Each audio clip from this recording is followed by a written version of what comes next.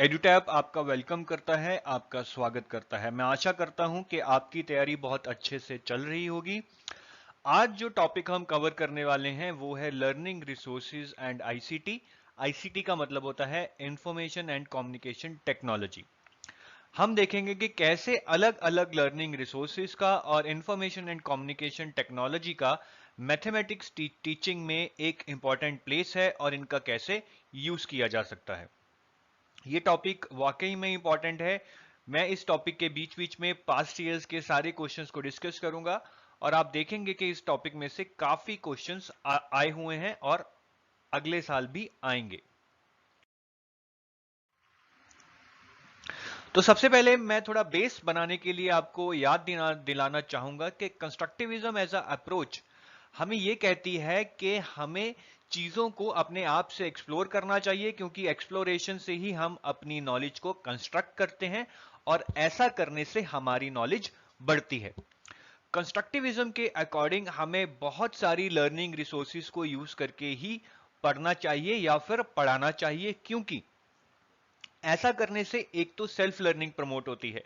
जब आप बहुत अलग अलग रिसोर्सेज को यूज करके बच्चों को पढ़ाएंगे, जैसे कि radio, television, video, internet, models, ठीक है, जब आप ये सारी चीजों को यूज करके बच्चों को पढ़ाएंगे और बच्चे इन चीजों को एक्सप्लोर करेंगे, खुद से सीखेंगे, तो उनमें सेल्फ लर्निंग की कैपेबिलिटी आएगी, वो सेल्फ लर्निंग करना सीखेंगे।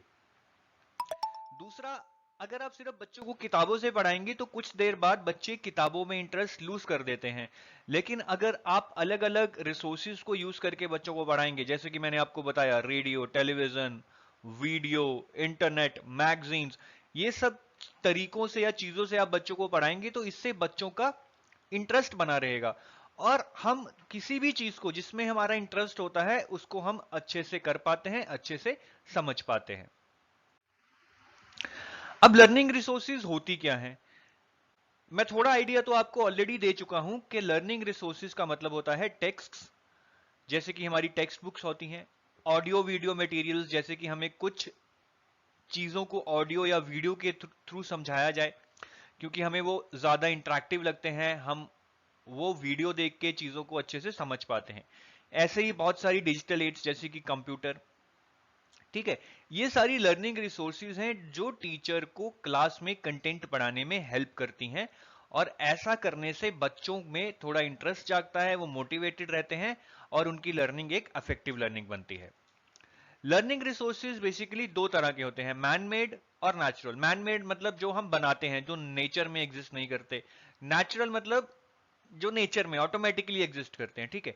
तो हम इन दोनों टाइप की लर्निंग रिसोर्सेज को पढ़ेंगे, लेकिन पहले हम मैन मेड लर्निंग रिसोर्सेज को पढ़ेंगे और फिर आगे जाके हम नेचुरल लर्निंग रिसोर्सेज के बारे में भी पढ़ेंगे। चलिए मैं आपको थोड़ी मैन मेड लर्निंग रिसोर्सेज के बारे में बता देता हूं, जो कि टीचिंग में, स्पेसिफिकली मैथमेटिक्स टीचिंग में टीचर्स यूज करते हैं। टेक्स्ट बुक्स तो हम सब जानते हैं, जो हमें स्कूल में दी जाती हैं, ये सबसे बेसिक लर्निंग रिसोर्स होगी। फिर वर्कबुक्स में हमें प्रैक्टिस क्वेश्चंस दिए जाते हैं। एक्टिविटी बुक्स में हमें कुछ एक्टिविटीज दी जाती हैं जो हमें ग्रुप में या इंडिविजुअली करनी होती हैं। फ्लैश कार्ड्स वो होते हैं जिन कार्ड्स पे कुछ इंपॉर्टेंट टर्म्स या फॉर्मूलेज लिखे होते हैं, जिन्हें हम यूज करके एग्जाम से पहले रिवाइज कर सकते हैं। पोस्टर्स, चार्ट्स हम क्लास में लगाते हैं। Educational games, magazines and periodicals, बहुत सिंपल है, इसमें कुछ समझाने की जरूरत नहीं है। Study guides, teacher guides, laboratories, हाँ, लेबोरेटरीज सिर्फ साइंस में नहीं, मैथ्स में भी होती हैं, और लेबोरेटरीज का बच्चे की लर्निंग में बहुत ज्यादा एक इंपॉर्टेंट रोल है, क्योंकि जब बच्चा लेबोरेटरी में जाके एक्सपेरिमेंट करता है, चीजों को अपने हाथों से करता है, बहुत कुछ सीखता है। तो लेबोरेटरीज मैथमेटिक्स में भी एक इंपॉर्टेंट रोल प्ले करती हैं। फिर मॉडल्स, हम साइंस और मैथ्स के मॉडल्स बनाते हैं, ये मॉडल्स बनाते हुए भी हम बहुत सारी चीजों के बारे में सीखते हैं। रेफरेंस बुक्स, ऑब्वियस है, हम बहुत रेफरेंस बुक्स को यूज करते हैं, स्पेसिफिकली बोर्ड्स के एग्जाम से पहले। ई रिसोर्सेज मतलब आपको जो ई बुक्स मिलती हैं या वीडियोस मिलते हैं। रेडियो, टेलीविजन, एलसीडी प्रोजेक्टर, जिससे कंप्यूटर की स्क्रीन को वॉल पे या किसी और चीज पे प्रोजेक्ट किया जाता है, कंप्यूटर। इंटरनेट रिसोर्सेज, फिर सोशल नेटवर्किंग साइट्स आ जाती हैं, जैसे कि blogs, wikis, e text, e content, discussion forum, mobile learning, ठीक है। तो इनमें कुछ समझाने की जरूरत नहीं है। बेसिकली आपको ये समझना बहुत जरूरी है कि मैन मेड लर्निंग रिसोर्सेज का मतलब है वो लर्निंग रिसोर्सेज जिनको यूज करके टीचर हमें समझा सकता है या जिनको यूज करके हम नॉलेज गेन कर सकते हैं। पहले क्या होता था, सिर्फ टेक्स्ट बुक ही एक लर्निंग रिसोर्स होती थी कि टेक्स्ट बुक पढ़ ली, वो पढ़ के समझ लिया और पेपर दे दिया। ज्यादा से ज्यादा साथ में एक रेफरेंस बुक या एक वर्क बुक बच्चे पढ़ लेते थे। लेकिन अब ऐसा नहीं है।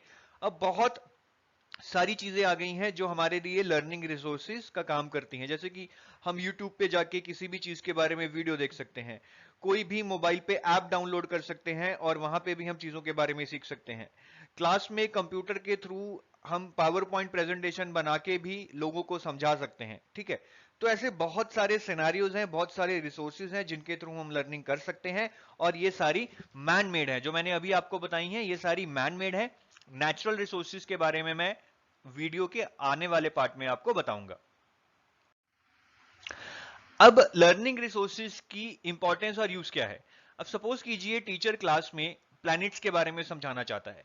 एक तरीका तो होगा कि आप ब्लैक बोर्ड पे सारे प्लैनेट्स की डायग्राम ड्रॉ कर दें जैसे कि यहां पर है और बच्चों को समझाएं। लेकिन ये ज्यादा इंटरेक्टिव नहीं होगा, इससे बच्चे बोर हो जाएंगे। ठीक है, क्योंकि पहली बात तो ये एक एब्स्ट्रैक्ट कंसेप्ट है। आपने प्लैनेट देखा है नहीं, बस आपको टीचर हवा में ही समझाएगी कि ऐसे ऐसे ये प्लैनेट हैं, ये ऐसे ऐसे रिवॉल्व करते हैं, इनका सन से या अर्थ से इतना इतना डिस्टेंस है।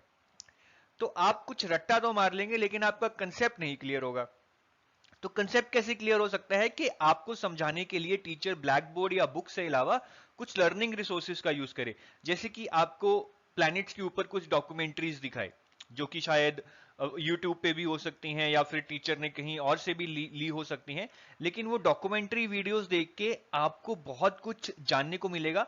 सबसे पहले बड़ी बात तो ये है कि उन डॉक्यूमेंट्री वीडियोस में आपको प्लैनेट्स के 3D मॉडल्स दिखाए जाएंगे। और किसी भी अब्स्ट्रैक्ट कंसेप्ट को जब हम 3D में देखते हैं तो एटलीस्ट कुछ हद तक तो उसे हम समझ पाते हैं। ऐसे ही अगर टीचर के पास डॉक्यूमेंट्रीज नहीं है तो टीचर आपको प्लैनेट्स के मॉडल दिखा के समझा सकते हैं, क्योंकि मॉडल्स भी 3D होते हैं। तो मॉडल्स देख के भी बच्चा बहुत कुछ समझ सकता है। तो यहां पे आप देख सकते हैं कि जब टीचर प्लैनेट के कंसेप्ट को समझाने के लिए ब्लैक बोर्ड को छोड़कर मॉडल्स और डॉक्यूमेंट्रीज का यूज करेगी तो बच्चों में कितना इंटरेस्ट पैदा होगा, वो कितने मोटिवेटेड होंगे, कितने एक्साइटेड होंगे। और इस सिनेरियो में जब वो एक्साइटेड होंगे, मोटिवेटेड होंगे, तो उनकी लर्निंग हमेशा इफेक्टिव लर्निंग होगी। तो अभी मैंने आपको थोड़ा ब्रीफ में समझाया कि लर्निंग रिसोर्स की क्या इंपॉर्टेंस है या यूज है। अब हम डिटेल में कुछ पॉइंट्स को डिस्कस कर लेते हैं। इन पॉइंट्स को जरा अच्छे से समझ लीजिएगा और याद रखिएगा, एग्जाम में इन्हीं किसी पॉइंट पे क्वेश्चन पूछा जा सकता है। तो सबसे पहले तो लर्निंग रिसोर्सेज बच्चे को मोटिवेट करती हैं और उसमें इंटरेस्ट पैदा करती हैं कि वो चीजों को समझने की कोशिश करे। दूसरा है कि जो लर्निंग रिसोर्सेज हैं वो बच्चे को लर्न करते हुए, चीजों को सीखते हुए अपने रियल लाइफ एक्सपीरियंस से कनेक्ट करने का मौका देती हैं। ठीक है, जब आप कोई भी वीडियो देखेंगे जो 3D में होगी या फिर आप किसी मॉडल को टच करके फील करके समझने की कोशिश करेंगे तो कहीं ना कहीं आप उस लर्निंग को अपनी रियल लाइफ से अटैच कर पाएंगे। सिर्फ अगर आप किताब से पढ़ेंगे तो किताब में एक फोटो देख के बस आप देख तो लेंगे, लेकिन उस तरह का लर्निंग एक्सपीरियंस नहीं होगा जो आपको मॉडल्स या डॉक्यूमेंट्रीज देखकर होगा। जब आप लर्निंग रिसोर्सेज को यूज करके सीखते हैं तो आपके दिमाग में कंसेप्ट पूरे अच्छे से बैठ जाता है और वो कंसेप्ट आप बहुत देर तक याद रखते हैं, वो आपको कभी भूलता नहीं है क्योंकि वो आपने रट्टा नहीं लगाया है, वहां पे आपने चीज को समझ लिया है। Help learners to concretize abstract concept, इसका मतलब है कि एब्स्ट्रैक्ट कंसेप्ट क्या होते हैं, ऐसे कंसेप्ट या उन चीजों के बारे में कंसेप्ट जिन चीजों को हम देख ना पाए, टच ना कर सकें, फील ना कर सकें। जैसे कि टीचर अगर आपको प्लैनेट्स के कंसेप्ट के बारे में समझा रहा है तो ये आपके लिए एक अब्स्ट्रैक्ट कंसेप्ट होगा। लेकिन लर्निंग रिसोर्सेज को यूज करके उस अब्स्ट्रैक्ट कंसेप्ट को थोड़ा सा कंक्रीट बनाया जा सकता है। कंक्रीट का मतलब है कि आप चीजों को टच या फील करके महसूस कर सकें, समझ सकें। तो जब आपको प्लैनेट्स को, जो कि एक एब्स्ट्रैक्ट कंसेप्ट है, प्लैनेट्स के बारे में समझाया जाएगा और उनके आपको 3D मॉडल्स या 3D डॉक्यूमेंट्रीज दिखाई जाएंगी तो कहीं ना कहीं आप उन प्लैनेट्स से रिलेट कर पाएंगे, क्योंकि वो सारा आपके सामने 3D में हो रहा है। आप देख सकते हैं कि प्लैनेट्स कैसे रिवॉल्व कर रहे हैं, उनका डिस्टेंस कितना है। तो कहीं ना कहीं आपको ये लगेगा कि ये चीज कंक्रीट है, ये एग्जिस्ट करती है।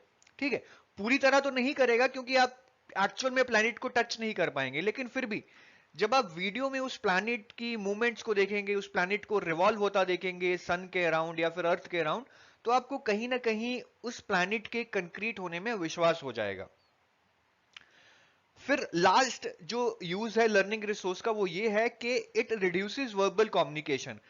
अगर टीचर किसी डॉक्यूमेंट्री का यूज नहीं करेगी, सिर्फ बुक में से देख के पढ़ाएगी, तो टीचर को बहुत सारा बोलकर समझाना पड़ेगा क्लास में। उसमें टीचर का बोलने में बहुत ज्यादा एफर्ट चला जाएगा।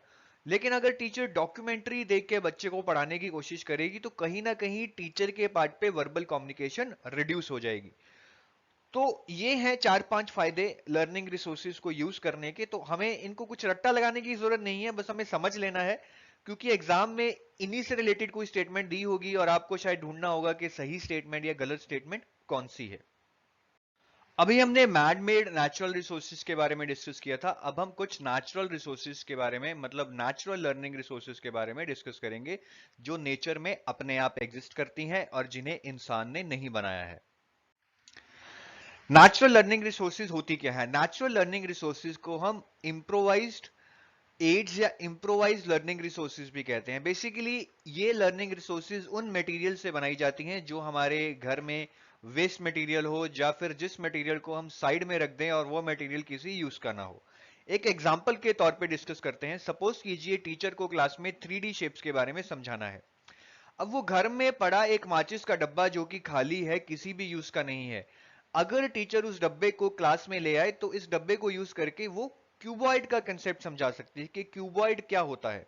ठीक है, तो यहां पे जो मैचस्टिक का खाली बॉक्स था जो घर पे वेस्ट पड़ा था, वो एक नेचुरल लर्निंग रिसोर्स बन गया है, क्योंकि टीचर ने इसको यूज करके बच्चों को क्यूबॉइड का कंसेप्ट समझा दिया है। तो आप देख सकते हैं कि किस तरह एक आम सी चीज भी क्लासरूम में लर्निंग रिसोर्स की तरह यूज की जा सकती है। एक और एग्जांपल लेते हैं। सपोज कीजिए राधिका एक सेकेंडरी स्कूल में टीचर हैं और वो 10th क्लास के बच्चों को इंटरसेक्टिंग लाइंस, सेकेंड और टेंजेंट का कंसेप्ट समझाना चाहती हैं। इसके लिए उन्होंने क्या किया, वो अपने घर से एक बेकार पड़ी चूड़ी ले आई, बैंगल जिसको हम बोलते हैं, और एक माचिस का डक्का ले आई, और इन दोनों को यूज करके उन्होंने intersecting lines with circles, secant और टेंजेंट के कंसेप्ट को समझाया।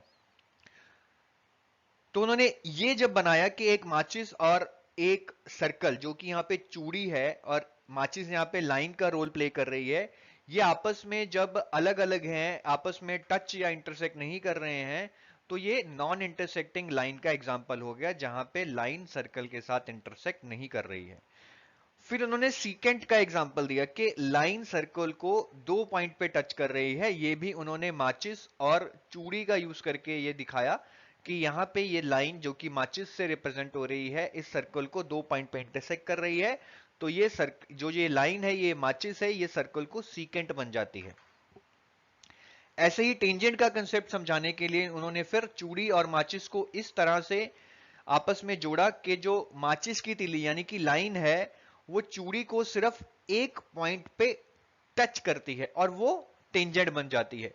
तो यहां पे उन्होंने सर्कल को चूड़ी से और लाइन को माचिस से रिप्रेजेंट किया। मतलब उन्होंने चूड़ी यानी कि बैंगल और माचिस को एक नेचुरल लर्निंग रिसोर्स की तरह यूज किया। ये माचिस और चूड़ी उनके घर पे बेकार चीज थी, यूज में नहीं आ रही थी, लेकिन उन्होंने क्लास में लाकर इन दोनों का यूज करके बच्चों को अच्छे से सीकेंट और टेंजेंट का कंसेप्ट समझा दिया। इसलिए यहां पे ये बैंगल यानी कि चूड़ी और माचिस भी नेचुरल लर्निंग रिसोर्स का रोल प्ले कर रहे हैं।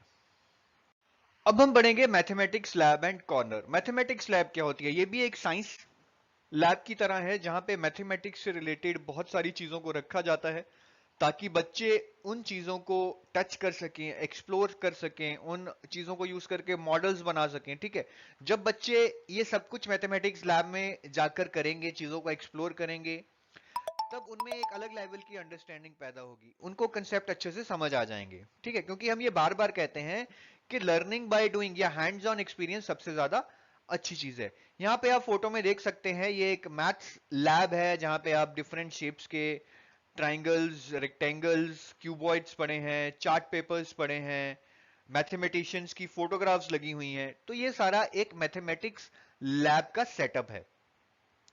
अब हम डिटेल में देखते हैं कि मैथमेटिक्स लैब में आखिर होता क्या है। सबसे पहले तो कुछ कंक्रीट मटेरियल्स होते हैं जैसे कि बीड्स, पेबल्स यानी कि पत्थर, स्टिक्स यानी कि डंडे, seeds, balance weights, measuring tapes, scissors, कैंची, पिन्स, एबेकस एक सॉफ्टवेयर होता है, कार्डबोर्ड मतलब गत्ता, board pins, chart paper, graph paper. इसके अलावा पिक्चर्स एंड चार्ट्स होते हैं, फोटोग्राफ्स ऑफ डिफरेंट मैथमेटिशियंस जो भी बहुत बड़े साइंटिस्ट हो चुके हैं, हिस्ट्री ऑफ मैथमेटिशियंस के उनकी हिस्ट्री के बारे में भी होता है, charts showing contribution of mathematics जहां से हमें यह पता लगता है कि मैथमेटिक्स की हमारी लाइफ में क्या इंपॉर्टेंस है।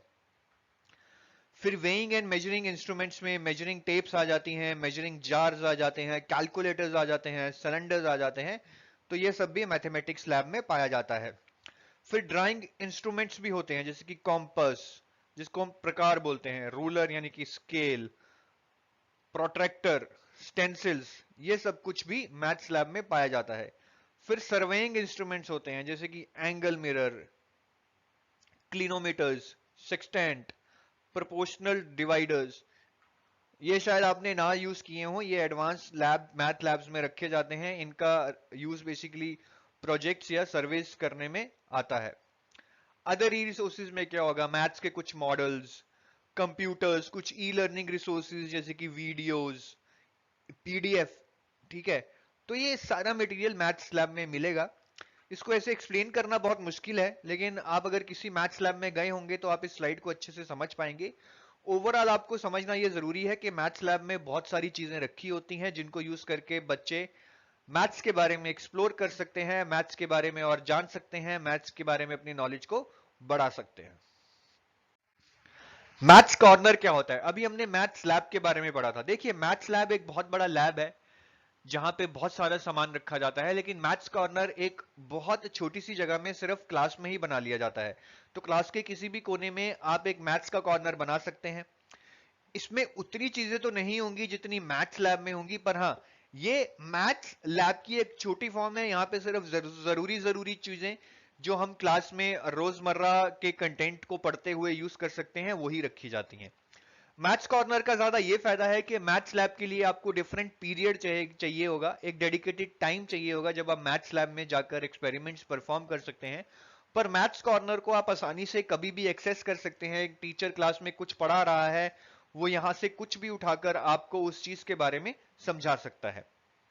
ठीक है, तो हमें ये याद रखना है कि मैथ्स कॉर्नर या मैथ्स लैब का फंक्शन ऑलमोस्ट सेम है, लेकिन मैथ्स कॉर्नर मैथ लैब से बहुत छोटा होता है और ये क्लासरूम में ही एग्जिस्ट करता है। अब हमने लर्निंग रिसोर्सेज के बारे में तो पढ़ लिया है, लेकिन मैंने आपको इस टॉपिक के शुरू में बताया था कि इस टॉपिक में हम लर्निंग रिसोर्सेज और आईसीटी दोनों के बारे में पढ़ेंगे। तो अब हम पढ़ेंगे आईसीटी यानी कि इंफॉर्मेशन एंड कम्युनिकेशन टेक्नोलॉजी की मैथमेटिक्स लर्निंग में क्या रोल है और क्या इंपॉर्टेंस है। सबसे पहले समझते हैं आईसीटी क्या है। मैं आपको ऑलरेडी बता चुका हूं कि आईसीटी की फुल फॉर्म है इंफॉर्मेशन एंड कम्युनिकेशन टेक्नोलॉजी। अब इसके अंदर आता क्या क्या है, बेसिकली आपकी कोई भी ऐसी चीज जो टेक्नोलॉजी या कम्युनिकेशन के थ्रू चलती है वो आईसीटी के अंडर आती है। जैसे कि radio, television, cellular phones, computer networks, hardware and software, satellite systems, video conferencing, WhatsApp, Facebook, ये सब चीजें आईसीटी के अंडर आती हैं क्योंकि कहीं ना कहीं ये टेक्नोलॉजी का और कम्युनिकेशन का यूज करती हैं। आईसीटी का एक एग्जांपल लेते हैं टीचिंग के कॉन्टेक्स्ट में। सपोज कीजिए ये टीचर है जिनका नाम माया है, ये पेरीमीटर के कंसेप्ट को समझाना चाहती हैं। अब एक तरीका तो ये होगा कि माया ब्लैक बोर्ड पे एक रेक्टेंगुलर फील्ड ड्रॉ कर दें और उस फील्ड के बारे में समझाएं और उसका पेरीमीटर कैलकुलेट करना भी समझाएं। इससे बच्चे शायद कंसेप्ट को समझ तो जाएंगे, लेकिन बहुत सारे बच्चे ऐसे भी होंगे जो इससे रिलेट नहीं कर पाएंगे क्योंकि वो जो चीज ब्लैक बोर्ड पे बनाई गई है वो उनकी रियल लाइफ से कनेक्ट नहीं हो रही है। तो टीचर के लिए ऑल्टरनेटिव क्या होगा, टीचर के लिए ऑल्टरनेटिव होगा कि वो कंप्यूटर के थ्रू बच्चों को पेरीमीटर का कंसेप्ट समझाए। कंप्यूटर के थ्रू वो कोई ऐसा वीडियो दिखाए जिसमें एक एक्चुअल फील्ड दिखाई जाए और एनिमेशंस के थ्रू उस फील्ड की डिफरेंट साइड्स को एक्सप्लोर किया जाए, उनकी लेंथ को कैलकुलेट किया जाए और पेरीमीटर के कंसेप्ट को समझाया जाए। तो जो ये अप्रोच होगी जिसमें कंप्यूटर यूज करके बच्चों को एनिमेशंस या वीडियोस दिखाई जाएंगी, ये अप्रोच बेसिकली आईसीटी अप्रोच है जिसमें आप बच्चों को आईसीटी का यूज करके पढ़ाने की कोशिश कर रहे हैं, ठीक है। ऐसे ही अब और देखते हैं कि आईसीटी का एजुकेशनल कॉन्टेक्स्ट में क्या रोल है। अगेन एक एग्जांपल लेते हैं कि सपोज टीचर क्लास में कोन का कंसेप्ट समझाना चाहती है। अब कोन का कंसेप्ट वो कैसे समझा सकती है? या तो वो कोन को ब्लैक बोर्ड पे बना के समझा दे कि ये कोन का वॉल्यूम होता है, ये कोन का सरफेस एरिया होता है, लेकिन क्या वाकई में सारे बच्चे इस तरह से समझ पाएंगे? आंसर है नहीं। क्योंकि कोन सबसे पहले तो एक थ्री डायमेंशनल चीज है। अगर आप उसको ब्लैक बोर्ड पे बनाने की कोशिश करके समझाएंगे तो बेसिकली बच्चा 3D व्यू से तो उसको देख ही नहीं पाएगा, ठीक है। किसी भी 2D चीज 3D चीज को जब आप 2D में ही दिखाने की कोशिश करेंगे तो वो एक कनेक्ट इमीडिएटली नहीं हो पाएगा। तो इसका ऑल्टरनेटिव टीचर के पास अगेन क्या होगा कि वो एक कंप्यूटर को यूज करके उस कंप्यूटर में किसी कोन की एनिमेटेड वीडियो को दिखाए, उस कोन को रिवॉल्व होता दिखाए, कोन को डिफरेंट एंगल से दिखाए, ताकि बच्चे कोन को इन एंड आउट समझ सके। अगर बच्चे कोन को इन एंड आउट समझ गए कि उसका स्ट्रक्चर कैसा होता है, उसकी शेप कैसी होती है, तो फिर उनके लिए उस कोन का वॉल्यूम या सरफेस एरिया निकालना बाएं हाथ का काम हो जाएगा। ऐसे ही अब आपसे सीधा कनेक्ट करने के लिए, आपको समझाने के लिए मैं आईसीटी का आपके कॉन्टेक्स्ट में एग्जांपल दूंगा। अब आप एड्यूटैब की सपोज ऐप करके टीटी के लेक्चर्स को देख रहे हैं, तो यहां पे आप मोबाइल का यूज करके लर्निंग कर रहे हैं, तो ये एक लर्निंग थ्रू आईसीटी हो जाएगी। ऐसे ही अगर आप यूट्यूब पे या ग्रेडअप पे एड्यूटैब के द्वारा बनाए गए ऑनलाइन वीडियोस देख रहे हैं, तो वो भी एक लर्निंग थ्रू आईसीटी हो जाएगा, क्योंकि यहां पे हम टेक्नोलॉजी और कम्युनिकेशन दोनों का प्रयोग कर रहे हैं। आईसीटी में एक बहुत इंपॉर्टेंट सॉफ्टवेयर जो आजकल स्कूल्स और कॉलेजेस में यूज किया जाता है वो है जियोजेब्रा सॉफ्टवेयर। जियोजेब्रा सॉफ्टवेयर के थ्रू आप ज्योमेट्री, अलजेब्रा, डिफरेंट शेप्स के बारे में, डिफरेंट टाइप्स ऑफ कैलकुलेशंस के बारे में आसानी से सीख सकते हैं।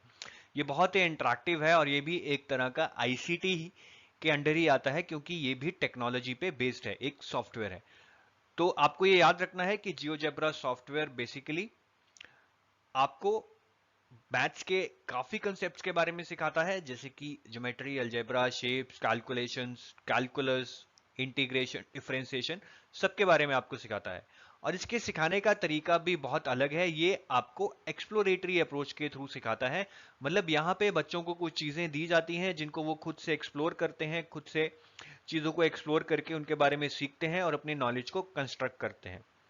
तो ये बेसिकली एक एक्सप्लोरेटरी अप्रोच पे बेस्ड है। यहाँ पे टीचर का कुछ ज्यादा रोल नहीं होता, टीचर बस फैसिलिटेट करता है कि बच्चा जो भी सीखना चाहे उसको वो सीखने में टीचर हेल्प करे। पर टीचर खुद खुद से कुछ डिसाइड नहीं करती है कि बच्चों को कैसे पढ़ाना है और क्या पढ़ाना है। ये बच्चा खुद से डिसाइड करता है कि उसको क्या पढ़ना है और कैसे पढ़ना है। आईसीटी के बेसिकली एजुकेशनल कंटेक्स्ट में जो एप्लीकेशंस हैं उनको हम चार पार्ट्स में बांट सकते हैं: teaching and learning, administration, assessment और प्रोफेशनल डेवलपमेंट। मतलब इन चारों फील्ड्स में आईसीटी का यूज होता है। टीचिंग एंड लर्निंग में तो आपको थोड़ा मैं समझा ही चुका हूं कि कैसे टीचर्स आईसीटी वाली चीजों का यूज करके, जैसे कि वीडियोस, कंप्यूटर, एनिमेशंस, इन चीजों का यूज करके बच्चों को अच्छे से समझा सकते हैं। तो बेसिकली इनमें और चीजें आ जाती हैं, वही आपका blog, Vicky, mobile learning, interactive white board. तो ये सारी चीजें टीचर को बच्चे को समझाने में हेल्प करती हैं। उसके बाद आ जाती है एडमिनिस्ट्रेशन। अब सपोज कीजिए टीचर को क्लास में सभी बच्चों का रिकॉर्ड रखना है कि किस बच्चे ने किस यूनिट में कितने नंबर लिए, तो टीचर उस चीज का रिकॉर्ड रखने के लिए आईसीटी का यूज कर सकती है। उसके लिए बहुत सारे सॉफ्टवेयर आते हैं, जैसे कि माइक्रोसॉफ्ट का एक्सेस डेटाबेस आता है, मैनेजमेंट इंफॉर्मेशन सिस्टम आता है। तो ये बेसिकली कुछ सॉफ्टवेयर हैं जो बच्चों के रिकॉर्ड्स को रखने में हेल्प करते हैं। उसके बाद असेसमेंट। सिर्फ टीचिंग में नहीं बल्कि असेसमेंट में भी आईसीटी का यूज किया जा सकता है। बहुत सारे ऐसे सॉफ्टवेयर्स हैं जिसमें टीचर्स टेस्ट अपलोड कर सकते हैं और बच्चे वो टेस्ट देके अपनी असेसमेंट करवा सकते हैं। जैसे कि ई टेस्ट होते हैं, ऑनलाइन टेस्ट होते हैं, कंप्यूटर पे बहुत सारे टेस्ट होते हैं। फिर आपके पोर्टफोलियोज होते हैं। पोर्टफोलियोज मतलब जिसमें हम बच्चे की प्रोग्रेस को रिकॉर्ड करते हैं कि बच्चे ने किस दिन क्या किया, कौन सा चार्ट बनाया, टेस्ट में कितने नंबर आए, कौन सा यूनिट कंप्लीट किया। तो ये पोर्टफोलियो एक फाइल में रखने की बजाय ऑनलाइन भी बनाया जा सकता है और इसको हम फिर ई पोर्टफोलियो कहेंगे। तो ऐसे असेसमेंट में भी हम आईसीटी टेक्नोलॉजी का यूज कर सकते हैं और आजकल बहुत किया भी जा रहा है और इसके फायदे भी बहुत हैं। फिर प्रोफेशनल डेवलपमेंट, टीचर्स अपनी खुद की प्रोफेशनल डेवलपमेंट के लिए ऑनलाइन कम्युनिटीज ज्वाइन कर सकते हैं, बच्चे भी ऑनलाइन कम्युनिटीज ज्वाइन कर सकते हैं।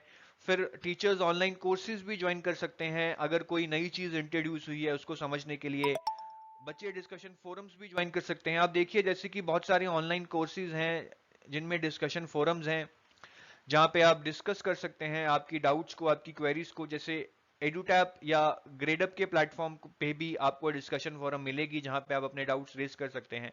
तो ये सारा एक आईसीटी का ही कॉन्टेक्स्ट है कि कैसे हम आईसीटी को यूज करके बच्चों को पढ़ा सकते हैं, उनकी लर्निंग करवा सकते हैं, एडमिनिस्ट्रेशन कर सकते हैं, असेसमेंट कर सकते हैं और बच्चों और टीचर्स की प्रोफेशनल डेवलपमेंट भी कर सकते हैं।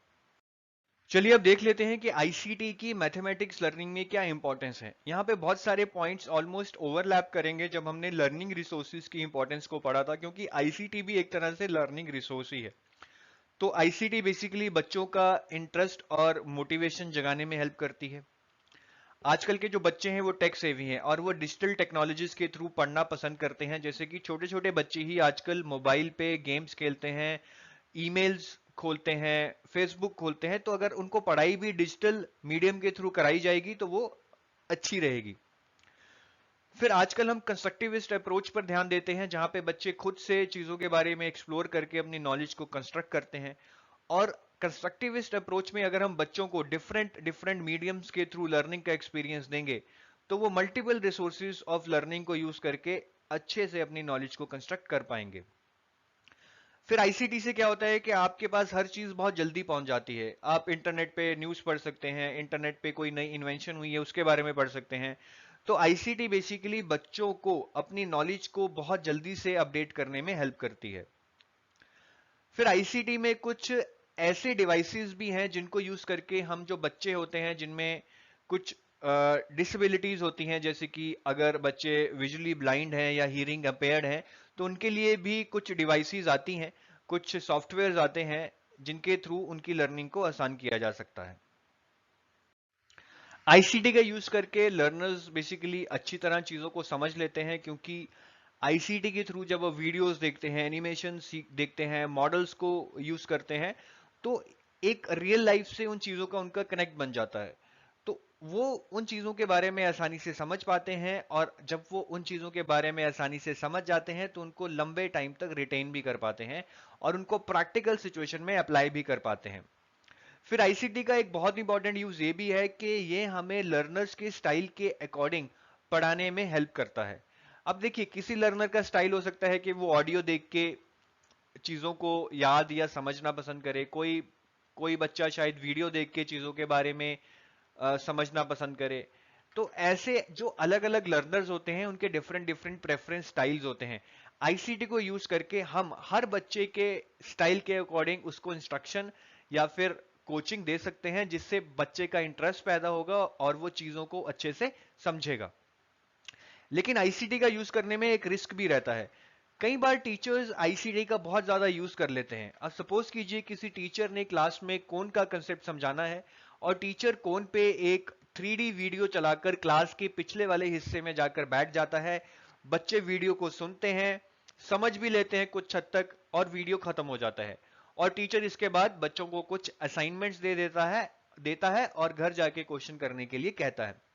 तो इस पूरे सिनेरियो में आप देखेंगे कि कहीं ना कहीं स्टूडेंट टीचर डिस्कनेक्ट हुआ है, कि टीचर ने बस क्लास में वीडियो दिखा दी और फिर वो क्लास के पिछले वाले हिस्से में जाकर बैठ गया, जिसके कारण स्टूडेंट और टीचर में डिस्कनेक्ट हो गया, इंटरेक्शन नहीं हुई।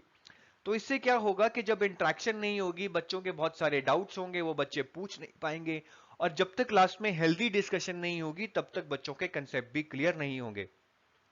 तो टीचर को यह ध्यान रखना बहुत जरूरी है कि वो आईसीटी का यूज लिमिटेड तरीके से ही करें। इतना भी यूज ना कर लें कि स्टूडेंट और टीचर में जो कनेक्शन है वो बिल्कुल ही टूट जाए, आपस में बिल्कुल भी इंटरेक्शन ना रहे। चलिए अब हम दो क्वेश्चंस करते हैं जो पास्ट ईयर्स में आ चुके हैं और आपको ये क्वेश्चंस आसानी से कर लेने चाहिए, क्योंकि मैंने आपको अभी तक का कंसेप्ट बहुत अच्छे से समझा दिया है। क्वेश्चन है, इन अ कंप्यूटर एडेड लर्निंग, के कंप्यूटर को यूज करके जो लर्निंग की जाती है, teacher ran a program on screen about triangle and sat behind in class as an observer। कि टीचर ने ट्रायंगल को समझाने के लिए एक वीडियो या प्रोग्राम चला दिया और खुद जाके फिर क्लास के पिछले हिस्से में जाकर बैठ गया। This type of computer aided learning based on programmed learning may be disadvantageous। कि इस टाइप की कंप्यूटर एडेड लर्निंग जिसमें टीचर बस एक वीडियो चला देता है और फिर आप आराम से जाकर क्लास के पिछले हिस्से में जाकर बैठ जाता है, इसके क्या डिसएडवांटेजेस हो सकते हैं। मैंने आपको ये अभी थोड़ी देर पहले ही समझाया है कि इसका डिसएडवांटेज ये है कि स्टूडेंट और टीचर में डिस्कनेक्ट हो जाता है, इंटरेक्शन नहीं रहती है, जिसके कारण बच्चे अपने डाउट्स नहीं पूछ पाते हैं और कहीं ना कहीं उनको कंसेप्ट समझने में दिक्कत रह जाती है। तो चलिए ऑप्शंस देखते हैं। Students may feel lost due to absence of teacher pupil interaction, ये बिल्कुल सही है। यही इसका आंसर है कि जब तक टीचर प्यूपिल इंटरेक्शन नहीं होगी तो बच्चे थोड़ा लॉस्ट फील करेंगे। जहां भी उनको डाउट होगा, उनका डाउट क्लियर नहीं होगा तो उनके मन में एक अलग सी दुविधा पैदा होगी कि उनको ये चीज समझ नहीं आ रही है, तो उनको ये चीज कौन समझाएगा। तो इसका आंसर ऑप्शन नंबर 1 है। हम बाकी ऑप्शंस एक बार देख लेते हैं। दूसरा ऑप्शन है student get every information in a sequential manner. ये तो वैसे भी अगर सही होगा तो ये एडवांटेज होगी, डिसएडवांटेज नहीं होगा कि बच्चों को एक सीक्वेंस में इंफॉर्मेशन मिल रही है। Students get a chance to understand at their own pace, ये भी अगर स्टेटमेंट सही होगी तो ये एडवांटेज होगी, ठीक है। बच्चा अपनी पेस पे चीजों को समझ पा रहा है, ये कभी डिसएडवांटेज नहीं हो सकता है। Students are responsible for their own learning, के स्टूडेंट्स अपनी लर्निंग के लिए खुद रिस्पॉन्सिबल हैं, ये इसका आंसर हो सकता था, लेकिन बेटर ऑप्शन है आंसर 1 कि जब आप एक वीडियो चलाकर क्लास के पिछले वाले हिस्से में जाकर बैठ जाएंगे तो जो आपके बच्चे हैं वो कहीं ना कहीं उस इंटरेक्शन को मिस करेंगे जो टीचर और बच्चे के बीच में होनी चाहिए। तो इसका आंसर होगा ऑप्शन नंबर 1। नेक्स्ट क्वेश्चन करते हैं। Mister Manish use lot of manipulatives, maths lab activities and ICT activities to clarify the concept of symmetry. Mister Manish wants to, कि मिस्टर मनीष ने क्लास में सिमेट्री को समझाने के लिए मैथ्स लैब में बहुत सारी एक्टिविटीज ऑर्गेनाइज करवाई और बहुत सारी आईसीटी डिवाइसेस भी यूज की ताकि बच्चों को सिमेट्री का कंसेप्ट अच्छे से समझ आ जाए। बेसिकली मिस्टर मनीष क्या करना चाहते हैं, cater to students of all learning styles, ये बिल्कुल सही है। मैंने आपको अभी बताया था कि हम आईसीटी का यूज करके हर लर्नर के स्पेसिफिक स्टाइल के अकॉर्डिंग उसको पढ़ा सकते हैं, समझा सकते हैं। और मिस्टर मनीष ने क्या किया है, उन्होंने मैथ लैब्स में बहुत डिफरेंट एक्टिविटीज यूज की हैं, क्योंकि क्वेश्चन में लिखा है लॉट्स ऑफ, और ऐसे ही उन्होंने लॉट्स ऑफ आईसीटी एक्टिविटीज भी यूज की हैं। तो उनका मोटिव एक ही था कि वो हर स्टूडेंट को उसके लर्निंग स्टाइल के मुताबिक अपॉर्चुनिटी दें चीजों को समझने के लिए, ताकि वो उन चीजों को अच्छे से समझ पाए। तो इसका आंसर ऑप्शन नंबर 1 होगा। मैं फिर भी ऑप्शन नंबर 2, 3 और 4 एक बार एनालाइज कर लेता हूं। बी पॉपुलर अमंग स्टूडेंट्स, ये गलत है।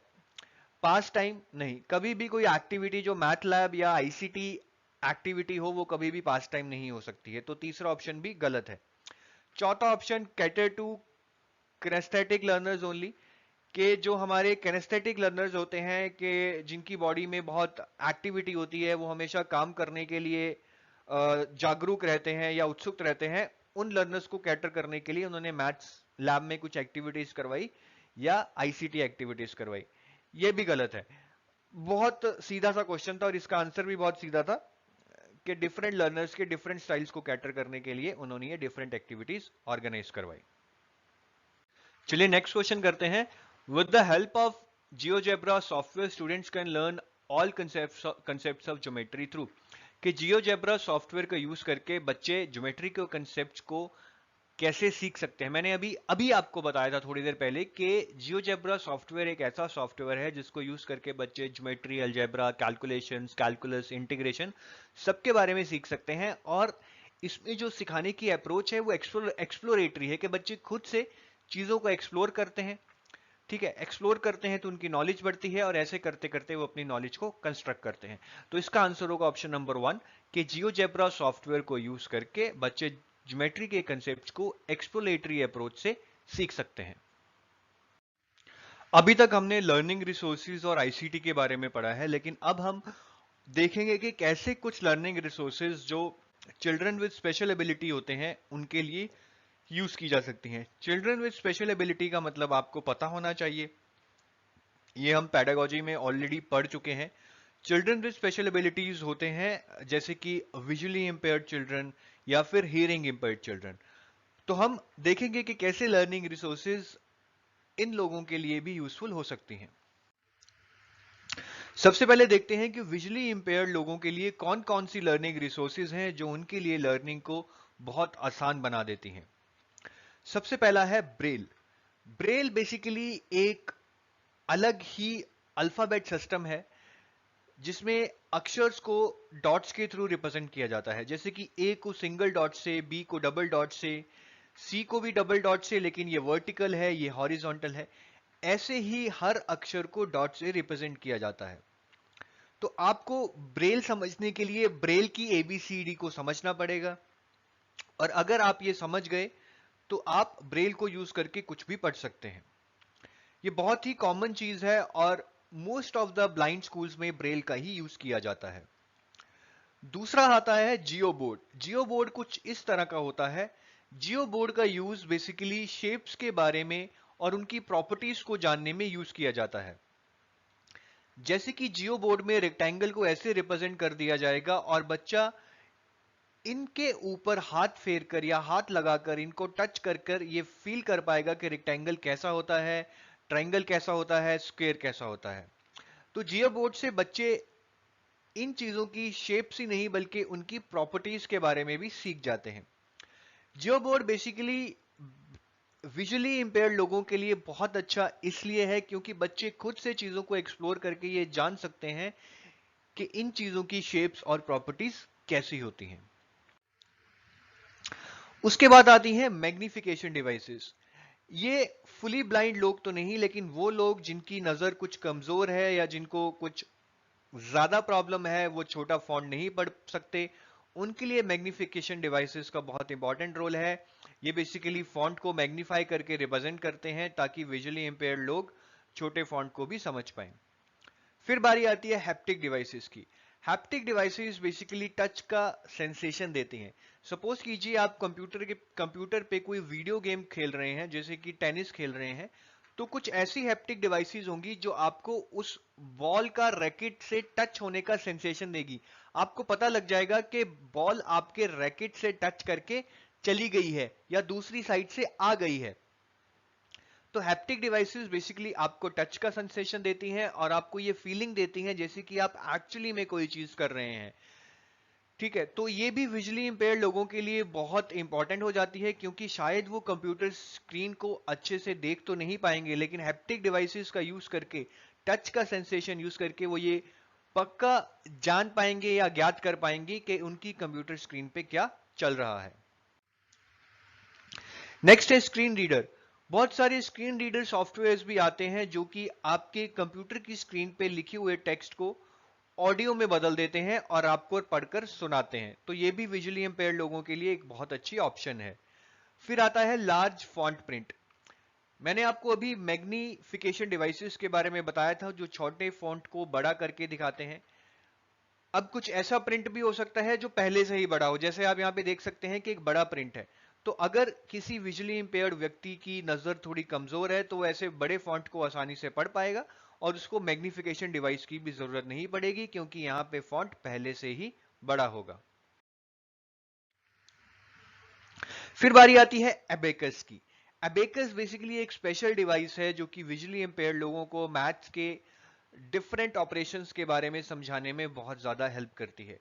मैं इसके डिटेल में तो नहीं जाऊंगा कि ये कैसी काम करती है क्योंकि वो एक अलग ही एरिया है कि एबेकस कैसे काम करता है, और ये बहुत इंटरेस्टिंग है। अगर आपके पास कभी टाइम हो तो आप प्लीज जरूर पढ़िएगा कि एबेकस कैसे काम करता है। सिर्फ विजुअली इंपेयर्ड लोग ही नहीं बल्कि ऐसे लोग जिनकी नजर बिल्कुल सही है वो भी एबेकस को यूज करके बहुत अच्छे से इसके बारे में जान सकते हैं और अपनी मैथमेटिकल कैपेबिलिटीज को इंक्रीज कर सकते हैं।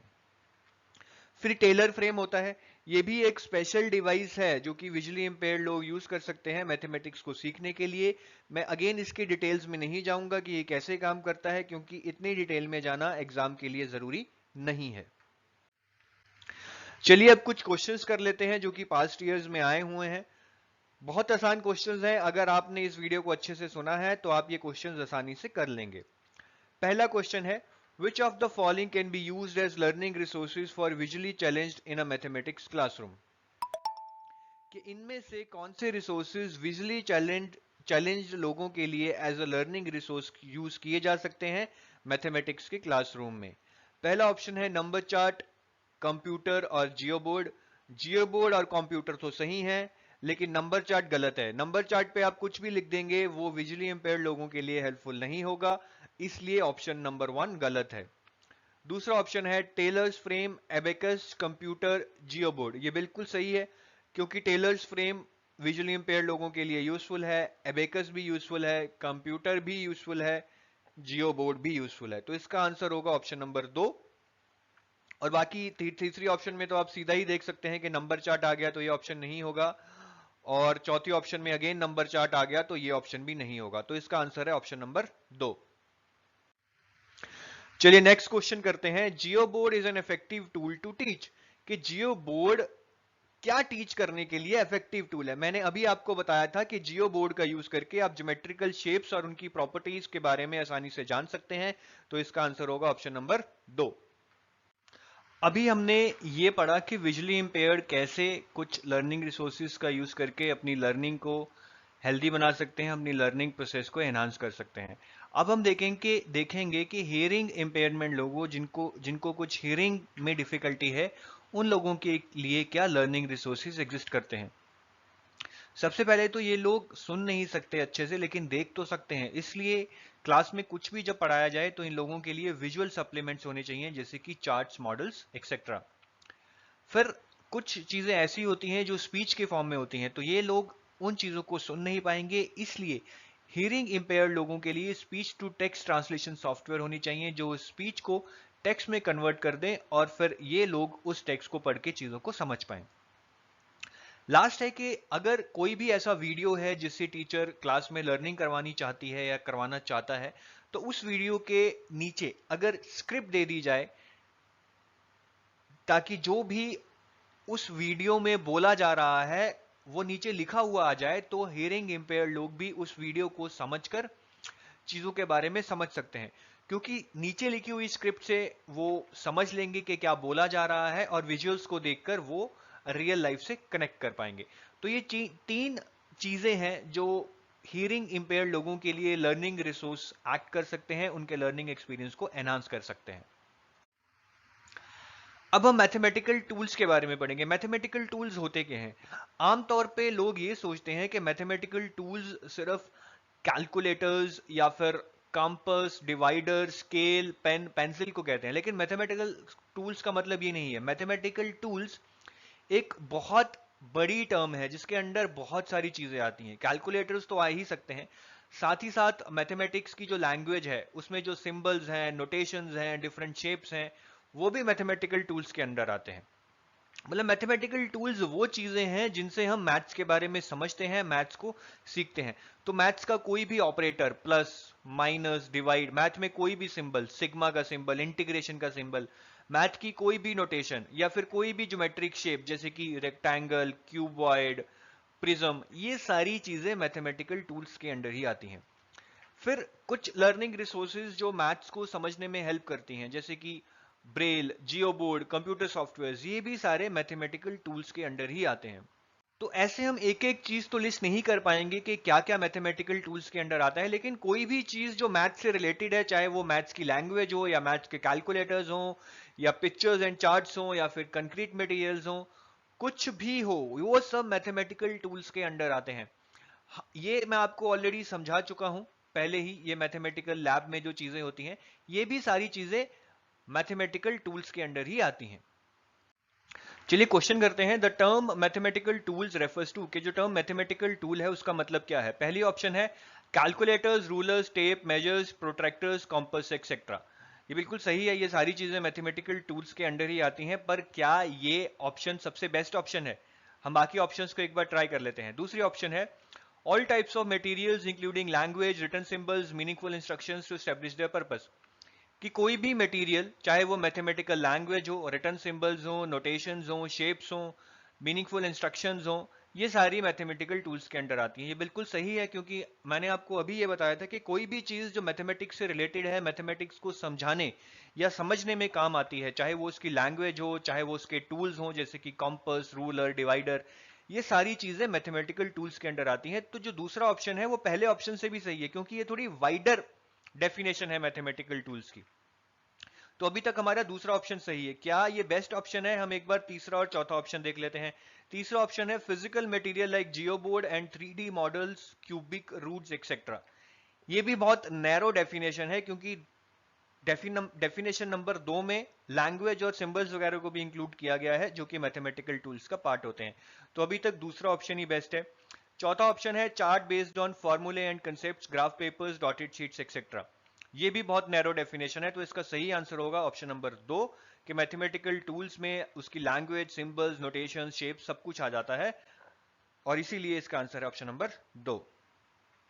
चलिए अब हम मैनिपुलेटिव्स के बारे में पढ़ेंगे। मैनिपुलेटिव्स भी एक लर्निंग रिसोर्स की तरह ही हमारी मैथमेटिक्स की लर्निंग में यूज होते हैं। मैनिपुलेटिव्स का मतलब है कुछ ऐसी चीजें जिसको बच्चे मैनिपुलेट करके, एक्सप्लोर करके कंसेप्ट को समझ पाएं। जैसे कि यहाँ पे आपके सामने फ्रैक्शंस के कंसेप्ट को समझाने के लिए जो मैनिपुलेटिव्स यूज किए जा रहे हैं वो है ब्लॉक्स। अब बच्चे को ये ब्लॉक दिखा के समझाया जा सकता है कि ये एक होल है, मतलब 1 पूरा नंबर है। फिर ये ब्लॉक्स दिखा के बच्चा चीजों को एक्सप्लोर कर सकता है कि ये हाफ है, ये 1/4 है, ये 1/8 है, ये 3/4 है। तो ऐसे ब्लॉक्स के साथ खेलकर, उनको मैनिपुलेट करके, उनको एक्सप्लोर कर कर बच्चा फ्रैक्शन के कंसेप्ट को अच्छे से समझ सकता है। ऐसे ही एक डॉट पेपर आता है, ये भी एक तरह का मैनिपुलेटिव है। इसमें बेसिकली डॉट्स दी जाती हैं। डॉट पेपर का यूज करके बच्चे सिमेट्री या रिफ्लेक्शन के बारे में अच्छे से सीख सकते हैं। जैसे कि यहाँ पे क्या होगा कि डॉट पेपर में एक फिगर बना दी जाएगी लेफ्ट साइड पे, और आपको उसकी सिमेट्री या फिर रिफ्लेक्शन बनानी है डॉट्स को जोड़कर दूसरी साइड पे। जैसे कि बच्चे ने यहाँ पे डॉट्स को जोड़कर राइट साइड पे सिमेट्री बना दी है। ये बेसिकली एक लेफ्ट साइड की सिमेट्री राइट साइड पे बन गई है। तो ऐसे ही बाकी फिगर्स की सिमेट्री भी बच्चा बना सकता है। तो डॉट पेपर का यूज करके, यानी कि एक ऐसा मैनिपुलेटिव जिसपे डॉट्स बने हो, जिसको कि डॉट पेपर कहा जाता है, उसका यूज करके बच्चे को सिमेट्री या रिफ्लेक्शन का कंसेप्ट समझाया जा सकता है। अब दो क्वेश्चंस करते हैं जो पास्ट ईयर्स में आए हुए हैं। Which one of the following manipulative tools is required to develop geometrical concepts of symmetry and reflection in class 4? कि इनमें से कौन सा मैनिपुलेटिव टूल बच्चों को सिमेट्री या रिफ्लेक्शन के ज्योमेट्रिकल कंसेप्ट को समझाने के लिए यूज हो सकता है? मैंने अभी आपको बताया था कि डॉट पेपर एक ऐसा मैनिपुलेटिव टूल है जिसको यूज करके बच्चे को सिमेट्री का कंसेप्ट समझाया जा सकता है। तो इसका आंसर होगा ऑप्शन नंबर 3। नेक्स्ट क्वेश्चन करते हैं। Manipulative tools are important for learners at primary level as they help them most to. के छोटे बच्चों के लिए मैनिपुलेटिव टूल्स हम क्लास में यूज करते हैं, वो क्यों इंपॉर्टेंट हैं, वो बच्चों को कैसे हेल्प करते हैं? सॉल्व वर्ड प्रॉब्लम्स, शायद सही हो सकता है। Speed of mental and oral calculations, नहीं, इससे कुछ स्पीड तो नहीं बनती है, मतलब ये कुछ वैदिक मैथ्स टाइप तो नहीं है। परफॉर्म बेटर इन एग्जामिनेशन, ये तो कतई भी आंसर नहीं होगा, क्योंकि किसी भी चीज को यूज करने का हमारा ये गोल नहीं होता है कि बच्चा एग्जाम में ज्यादा मार्क्स लाए। हमेशा हमारा गोल ये होता है कि बच्चा उस चीज के बारे में जो कंसेप्ट है उसको अच्छे से समझ पाए। चौथा ऑप्शन है अंडरस्टैंड बेसिक मैथमेटिकल कंसेप्ट्स, कि बच्चा मैनिपुलेटिव्स को यूज करके बेसिक मैथमेटिक कंसेप्ट्स को अच्छे से समझ पाए।